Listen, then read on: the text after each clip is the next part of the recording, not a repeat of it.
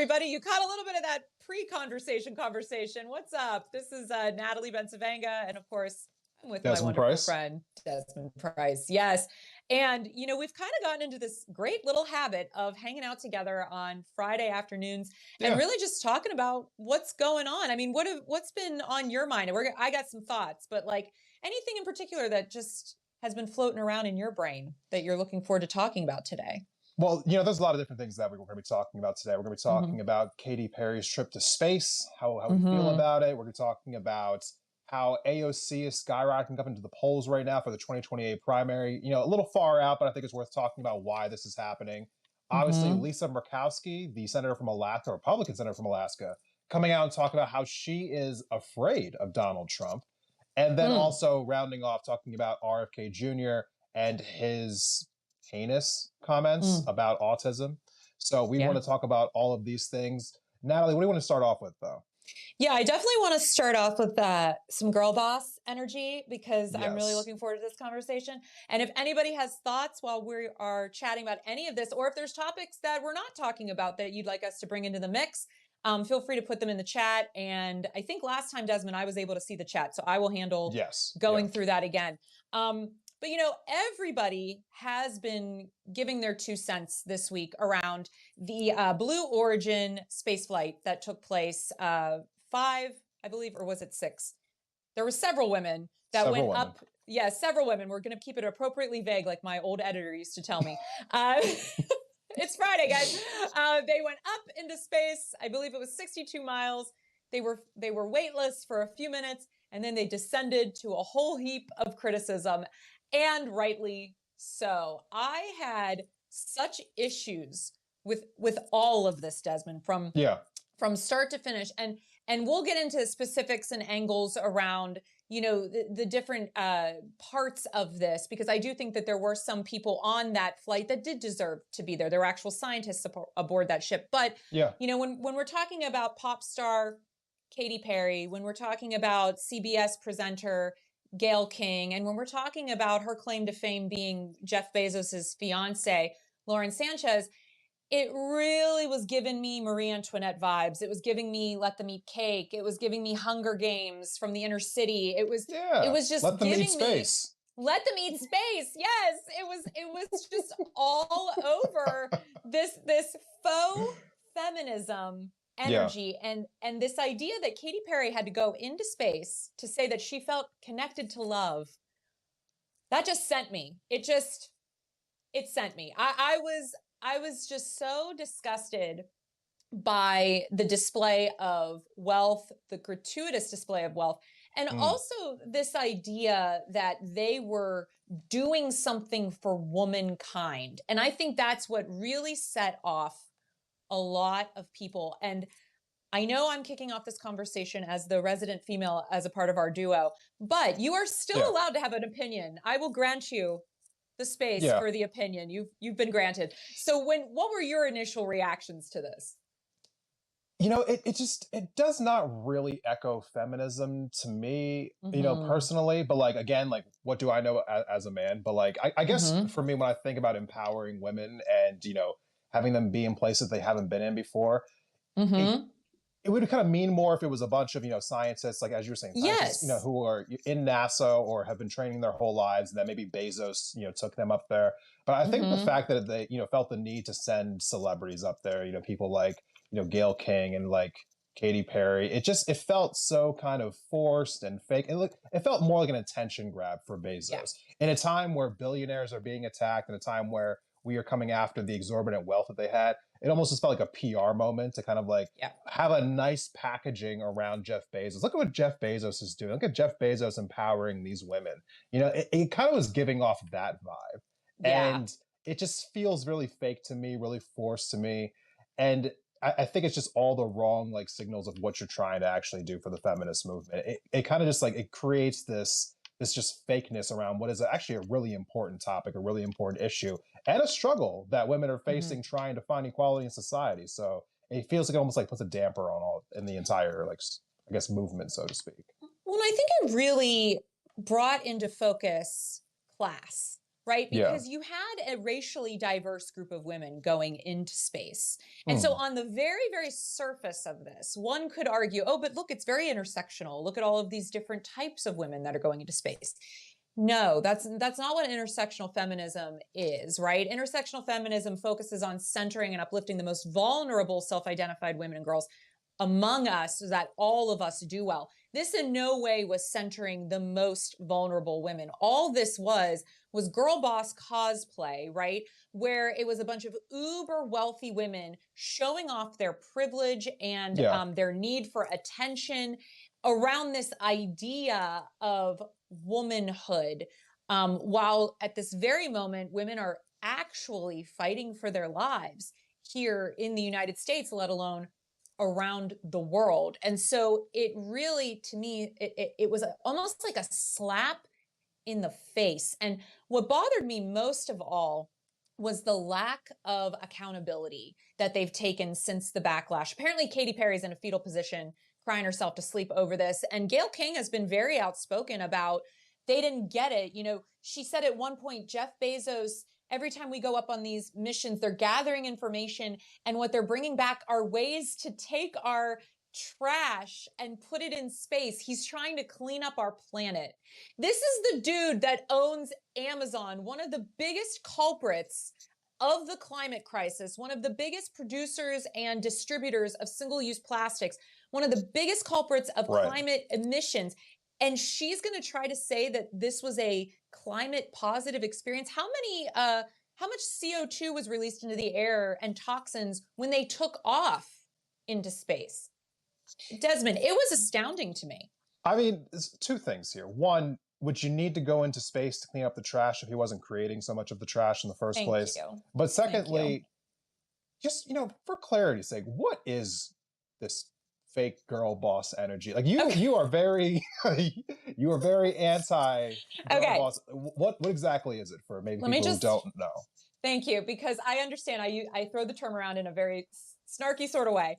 Yeah. I'm a boss. I'm not a girl boss. Okay. I don't understand why we need to have this differentiator, and it's always girl. It's never woman. So it's very infantilizing and it's diminishing. It's demeaning. And also it's a white feminism word, in my opinion. It's this idea around girl boss is equating to capitalist dream. And for me, it really hits home this idea that first of all, we're separated from the real bosses. We're girl bosses. You know, there's a different connotation there altogether. And it also, for where we are in the world right now, women have always been the boss. We've always been the boss of ourselves, our own identities, and our futures, our families, our jobs. But we are only seen in this specific context around how we're allowed to frame it, which is in a way that diminishes our intrinsic value. And so when I make fun of the idea of girl boss, what I'm really making fun of is the idea that we have to be separated from owning our own power so that it is infantilized and also commodified. So it reduces its impact. So that's what I'm referring to. No, that makes perfect sense to me. And I can definitely tell that, like, when you're trying to achieve something, stronger, the last thing you want to do is see people kind of, I guess, misinterpret the ideals of the movement or the goals of the movement. Yeah. And what's always so interesting to me, and I read this a long time ago, every time you want to kill a movement, you commodify it. And so that's what we did with Black Lives Matter. That's what we've done with the Me Too movement. And that's what we're doing with feminism now at this point. If you walk into Target and you can buy a shirt that says girl boss on it, the movement's dead. You've killed it. And that's what they do.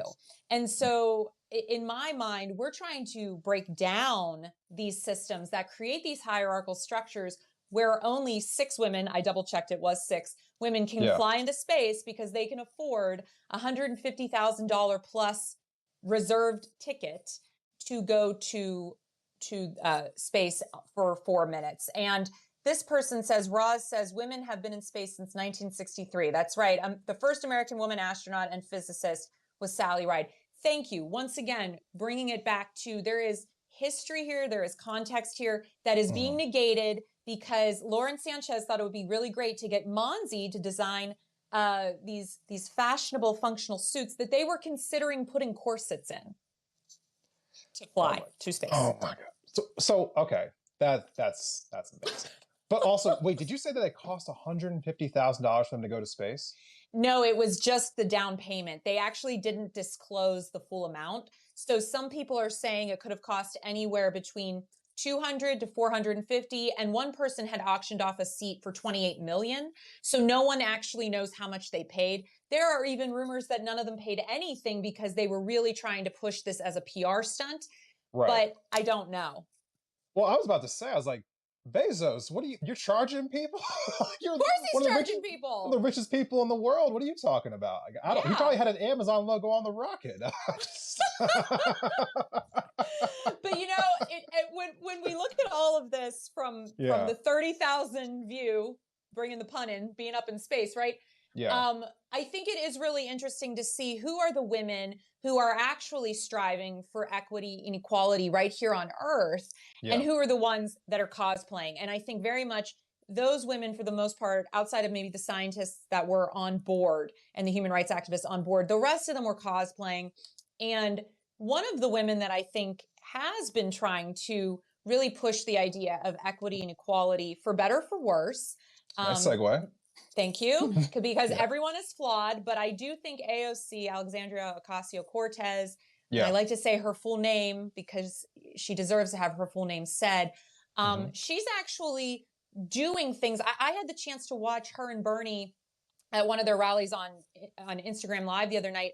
I was truly blown away by the amount of people. It was in Folsom, California, by the messaging, the collectiveness. And now the people are really saying that she's kind of positioned to run perhaps in 28. What did you think of all of this?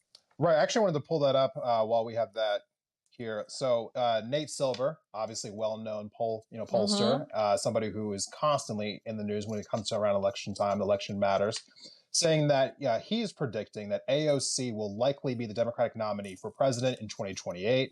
And then this is also on the backs of a Yale poll that was done recently. This was actually done in the last week, pretty sizable poll, over 4,000 people.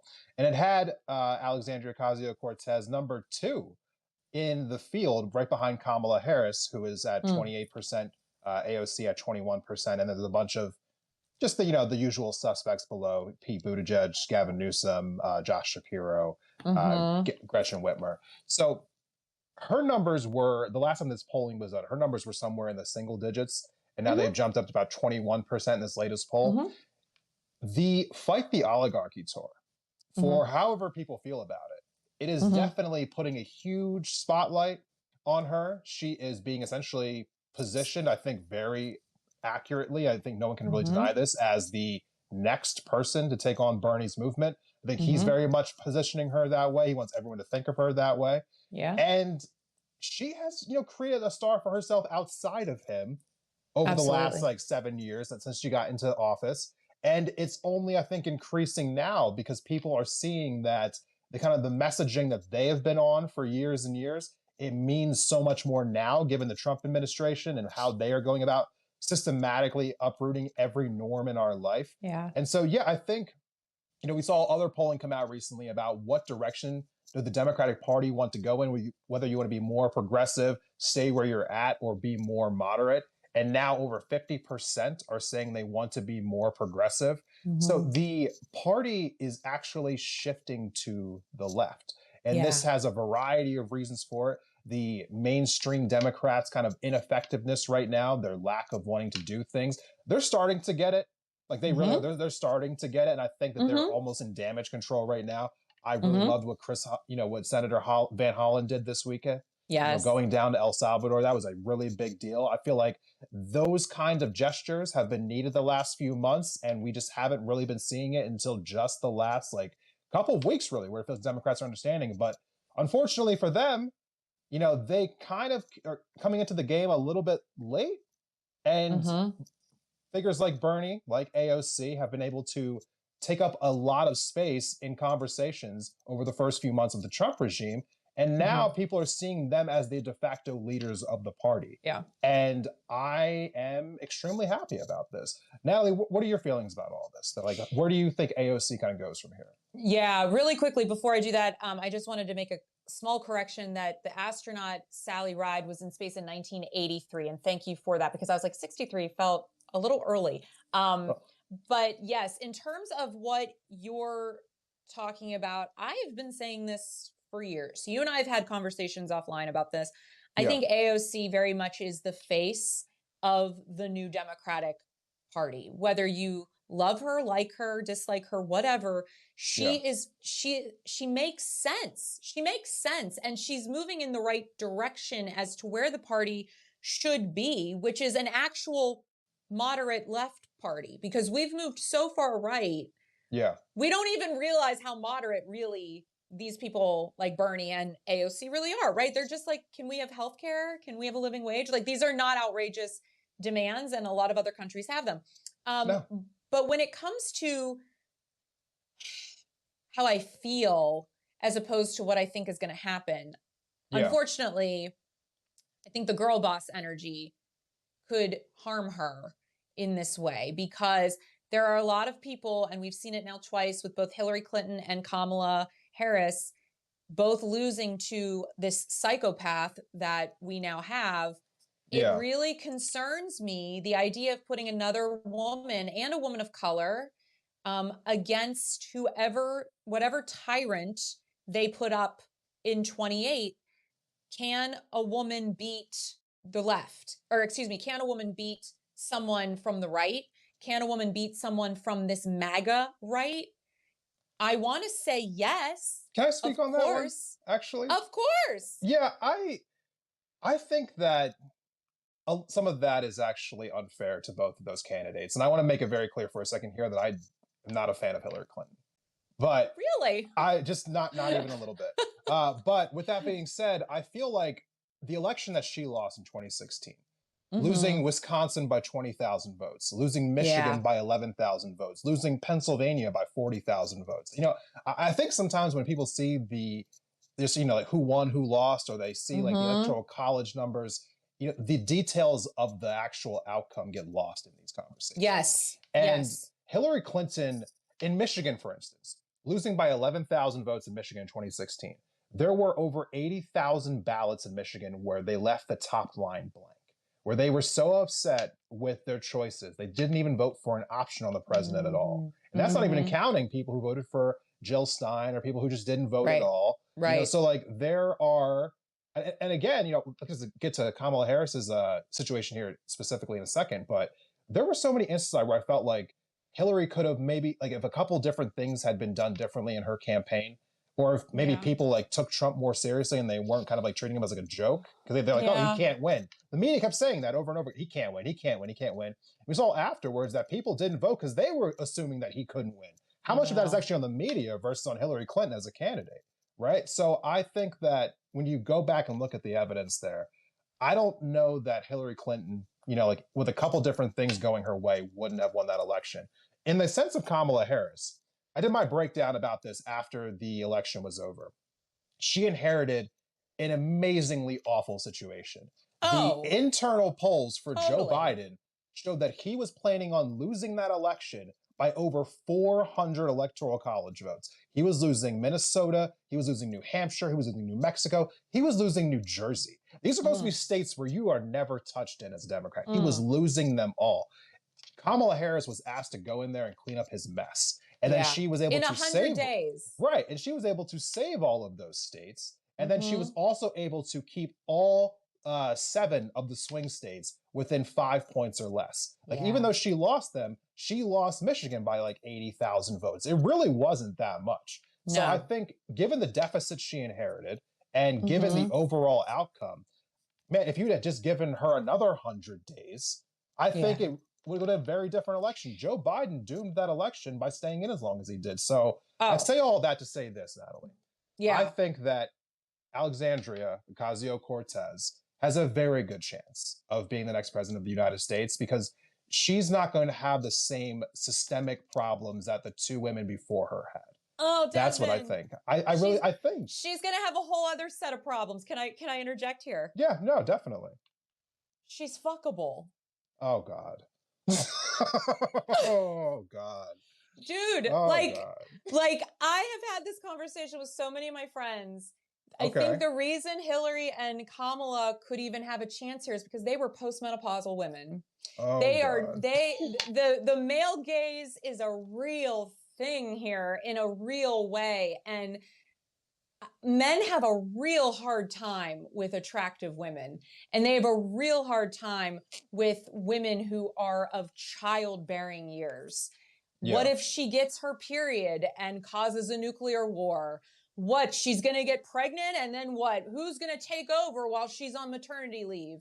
Oh, she's too pretty to be president. She doesn't have a brain in her head. Like, I say all of this knowing it very intimately and understanding what ageism and sexism look like in a woman who is younger and attractive, because I've seen it happen with so many of my friends. I've experienced so much vitriol from men when you don't give them what you want, what they want. Yeah. And it always reverts back to, she's a whore, she's a slut, she's ugly, she's no good except for serving me in this way. So I think while I agree with you, let me preface this by saying, like, I agree that she has a great chance, and I agree she would be a great choice. But I think we're underestimating, and I don't want us to make this mistake for the third time. I think we're underestimating the level of vitriol that not only men have for women, but that women have for pretty women. And it's going to be a hard mountain for her to climb to win over the respect of other women in that way. Well, I think, and I know that's rough to hear. I mean, I think I have some disagreements, but I think for the sake of time, I think we'll have to revisit this one another time. But listen, I think there's a lot more to say here. I really do. Yeah. Yes. And, okay, we're moving on. I know some people are like saying, okay, and this person said Hillary's campaign wasn't run as effectively as it should be. No doubt that AOC can run a better campaign. And do we have any statistics to back this up? People are asking. And I know you had mentioned a little bit around AOC being able to. I mean, I feel like, just to kind of keep it real quick, because I know we got to get to the other topics here.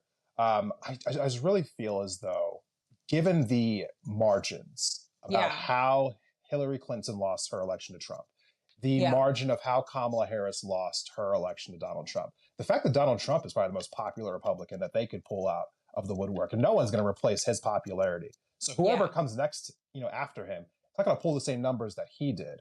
I just feel like the margins are so small that, somebody else and to be fair, Kamala Harris and Hillary Clinton weren't that popular amongst their own Democratic base.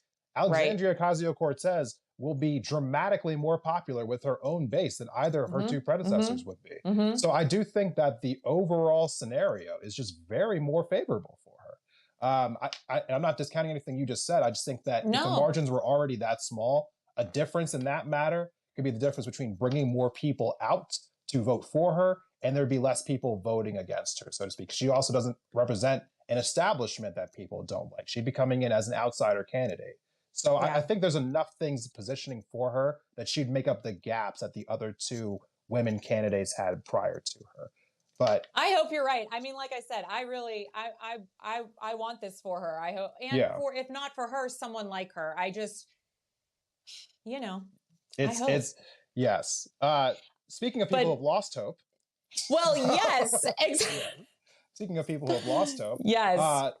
Republican Senator from Alaska, Lisa Murkowski, has said that she is afraid of Donald Trump. She came out, she was, speaking recently, said that she and many other people are afraid of Donald Trump, that they haven't been speaking out because they're afraid of the retaliation. And they don't really know what to do because they've never seen a moment like this before.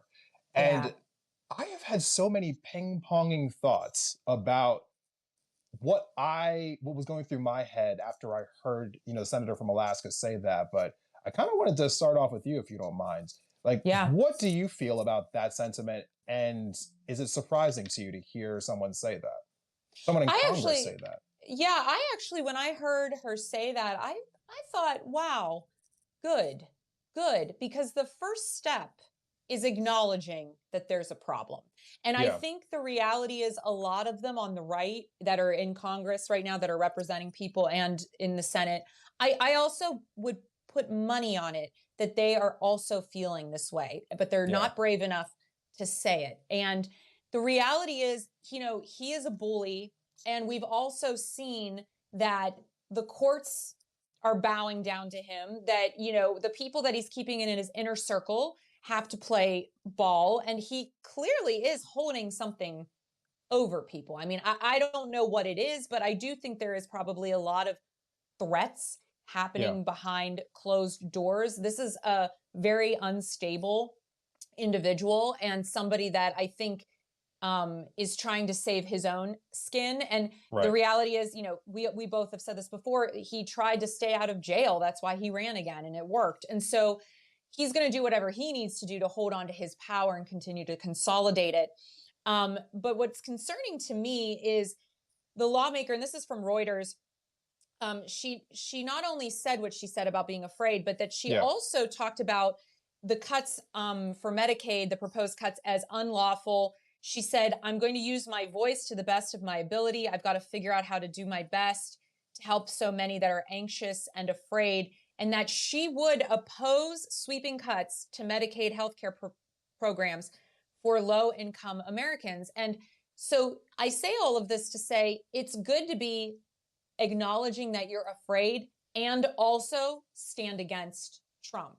And I think hopefully she can be an example to other people in the Republican Party, because I haven't lost hope yet that we can turn this ship around, but it's going to take more people like Murkowski being really honest about how they're feeling and being open enough to say it. Because actually, I think you're more protected saying it than not saying it, because if you say it and then he retaliates, it's very clear, and it's another sort of thing we can go after with him. So that's kind of where my head's at with it. I think the dam is almost like closing around him already, which is shocking to see. But seeing these town halls happening in the Republican districts, the Republicans are actually willing to go have town halls with their constituents, seeing all the videos of them being yelled at, people talking about what's happening with Elon Musk and with Doge, people talking about Medicaid cuts, cuts to the VA. You know, people are upset with their Republican representatives in a way that haven't really seen too much recently. Usually, voters for the Republican Party are very loyal to their Republican representatives. You don't really see the same kind of vitriol and pushback that you see with Democratic voters against Democratic politicians. So I am very encouraged to see Republicans kind of speaking up. Like, I'm not trying to absolve them of anything that they've done in the past, going with Donald Trump or the votes that they have taken or the times where they have stood on his side. But I think the ends, you know, I guess, like, since we're all kind of trying to get to the same place, if Republican politicians coming out against Donald Trump weakens his position, weakens his credibility, weakens his quote unquote mandate, then I'm all here for it, because it puts him in a position where he feels like he has to pull himself back. And I think at the end of the day, how many I mean, no exaggeration, how many lives are actually going to be saved if Donald Trump is curtailed in any sort of way, you know? So I think it's incredibly important that more Republicans, I guess, like, if they don't want to do it, at least if they are pressured to do it, if they are pressured through the sake of maybe they think they're going to lose their own seat. Someone like a Lisa Murkowski up in Alaska with ranked choice voting, she's not safe in that state. You know, so I'm glad that she's feeling the heat a little bit. I hope that more of these representatives, more senators also end up feeling the heat, because we need Trump's power to be attacked at all sides, as far as I'm concerned. Yeah. And if you're just joining us, I'm Natalie Bensvangut. I'm here with Desmond Price from Independent Thought. And this person, independent voter, said men on the right won't admit if they're afraid. And you know, I think part of that could be true, especially some of these older Republicans that are in power. But I do think, once again, it's monkey see, monkey do. And if you see enough people sort of opening up and it's working and they're getting positive praise and they're getting positive feedback from the media, I do think that it could open the door at least for that. And we saw that with Joe Biden getting forced to resign, essentially. Yeah. Yes, we did. Absolutely. And I know we're running a little late here, but I just wanted to get to one more story that really bothered me this week. And I'm looking down because I want to pull up the right thing here, but I'm looking at the Economic Times, and this says RFK Jr. mocked and blasted as unfit after bizarre autism comment suggesting older people don't have the condition. RFK Jr. has been criticized for making strange and incorrect statements about autism in a recent press conference. The Secretary of Health and Human Services asked why autism seems to only impact youngsters, which I don't even know why a journalist worth their salt would ask that, because that's not even accurate. And incited anger among medical professionals, autism lobbyists, and social media users. RFK provoked this outrage by criticizing the invisibility of autistic older adults, suggesting that autism is a recent phenomenon. I can't tell you the level of disgust I have for this person. You can, though. You can. I can, the and floor is open. Yes. I will. He is a true monster. He is unqualified, unfit, and an evil person. This is also a man, just personally, that's had a lot of issues in his romantic relationships. One woman ended up, dying by suicide, accusing him of being a sexual deviant. This is a bad guy in general. And what bothers me is, as in my former life, Desmond, I was a social worker, and I have my master's in social work, and I worked with kids with severe mental health. I worked with a ton of kids with autism. And RFK Jr. suggested that they'll never pay taxes, people with autism, that they will never use the bathroom by themselves, has literally no understanding of what autism is, and then equated it to environmental issues and issues with, food, etc. When now what they're realizing through years and years of study is we're able to, one, diagnose it earlier. So that's why there's this perception that more people are being diagnosed on the spectrum. And two, they're finding that it has actually a lot of genetic components to it as to whom is getting autism. Now, that's not negating the fact that we, of course, need to have clean air and clean water. We, of course, need to have a healthy food supply that supports, and nurtures our growth as individuals. But to put all of the onus on that and to negate all of the things that we know from scientific research is just another in the long list of reasons why this man isn't fit to run a school board meeting, let alone the Department of Health and Human Services. People are agreeing with me, which is nice. Thank you. And yes, Joseph Tucker, autism is complicated. I agree. And yes, the idea that we're connecting autism to vaccines has been disproven over and over and over again. But Desmond, what did you think when you heard these horrific and disgusting things? I think RFK Jr. has I didn't really know too much about him until the last couple of years, as this presidential run was taking off. So he feels like a person who is still stuck in the 1990s, when this information was first coming out. And then it's been, as you were saying, it's been disproven, it's been debunked time over time again. But I think he's able to kind of gin up a fear amongst the population, which is tied to something that is unfortunately present for its own different reasons, which is the distrust in the medical system, and so distrust in pharmaceuticals. And so there are good reasons about why people are upset with the healthcare system in this country. But he takes that anger and he warps it into a conspiracy theory, and then gets a bunch of people to think that autism is some disease that needs to be eradicated. And so it's a pervasive thing to do. It's a pervasive thing to take was a legitimate fear that people have with the healthcare system, and then kind of warp reality to turn it into a different conversation altogether. And now there are millions of people who are neurodivergent on some level who are now being told in different pockets of the country that there's something wrong with them. And how awful is that? I think that the kind of barriers that people already have to face in society, and now we're just putting an additional stigma on them. It really just disgusts me on so many different levels. And RFK, if you're going to be the head of the Department of Health and Human Services, then you should be aware of the science that is involved in the things you are speaking on. And he clearly is not. No, you couldn't have said it better. And I will add this too. I work with a lot of disability justice organizations and community members in the city of Pittsburgh, where I'm based. Yeah. And I was on a panel a few weeks ago, and I was the ally to the community on the panel as part of it. And one of the young women that was on the panel, who is blind and has autism, she broke my heart when she basically said, what people like RFK Jr. are saying is that I don't deserve to have a life, that I don't have value just by being here, that I don't have a place in the world. This is a person, by the way, she's brilliant, and she started her own coffee company because no one would hire her.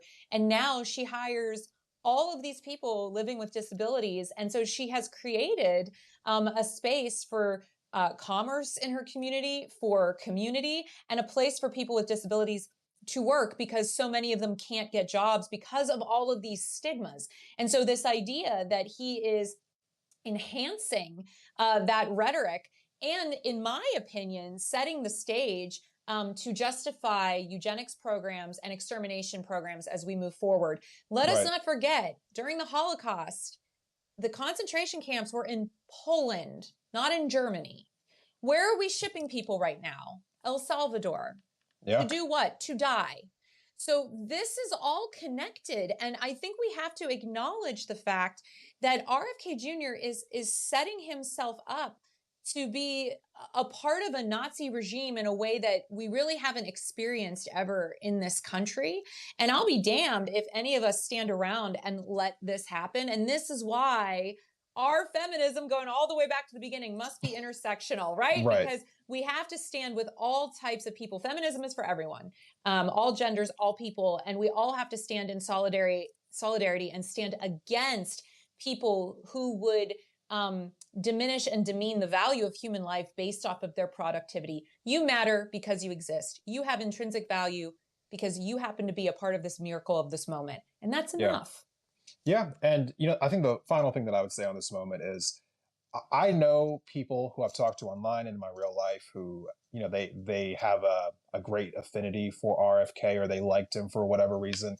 I would just say this blatantly, like, his advocacy on behalf of environmental issues in the past, or maybe you heard him say something that you agree with involving maybe housing, for instance, like you cannot discount terrible things that people say and do because they happen to also say something that you agree with. Right. I would hope that people can just find a way to think of these things in two different tracks. Like, I can appreciate when someone says something about housing or the environment that I like, and also acknowledge that they are just a monster. Listen, to that point, Sarah Palin and I actually agreed on something in the past week, and it was around this idea that Kristi Noem was saying everybody's going to need to just deal with getting their passports and all this to vote. And Sarah Palin was like, why do we got to get these real IDs? And you know what I say to that? Because I agreed with Sarah. A broken clock is right twice a day. Yep. It's still broken, okay? Yeah. Like, I don't suddenly become a stand for Sarah Palin because her and I both said that, real IDs are nonsense. Like, to your point, people become so tribal about this, and they take everything so personally, and they think that these are your friends. And it's like, no, this is why we've got to figure out what is our philosophy and our ideology that we stand in, that we're allowed to evolve, but that we believe as we move forward. Let's uplift ideas and not people. Well, uplifting ideas, something that we're going to continue to do as time goes on every Friday. Hopefully, kind of keep that schedule. We'll see. I like it. As of right now, it's every Friday. Natalie, these lives are being posted. Obviously we're on Substack right now. I've been posting the videos to YouTube afterwards. It's also been posting to my Substack followers for those who can't make the live. For people who aren't familiar with you, maybe that's their first time seeing you, where can they find you else besides on Substack? Yeah, I am, always getting into good trouble here on Substack, and also on TikTok and Instagram. You can find me at Natalie Bencavanga. And I've also been playing around with Threads too. So lots of spaces. And I just want to give a shout out to Sarah Z, Politos, Joseph Tucker. We had so many people giving so many great comments, independent voter. So thank you guys for being a part of this. And Desmond, as always, I appreciate you so much. And I appreciate being in conversation with you. Yeah. Natalie is an award-winning journalist. If you're not following her already, you can fix that problem now by going and following her. We're going to be doing this more in the future, so if you're not already, go ahead and please subscribe. I'm also going to be having some other conversations with other people as well. So we're hoping to have this, live chat thing, live stream thing be more of a consistent thing. So look forward to seeing us on Fridays. Sounds good. Bye, everybody. Thank you. All right. We'll see ya.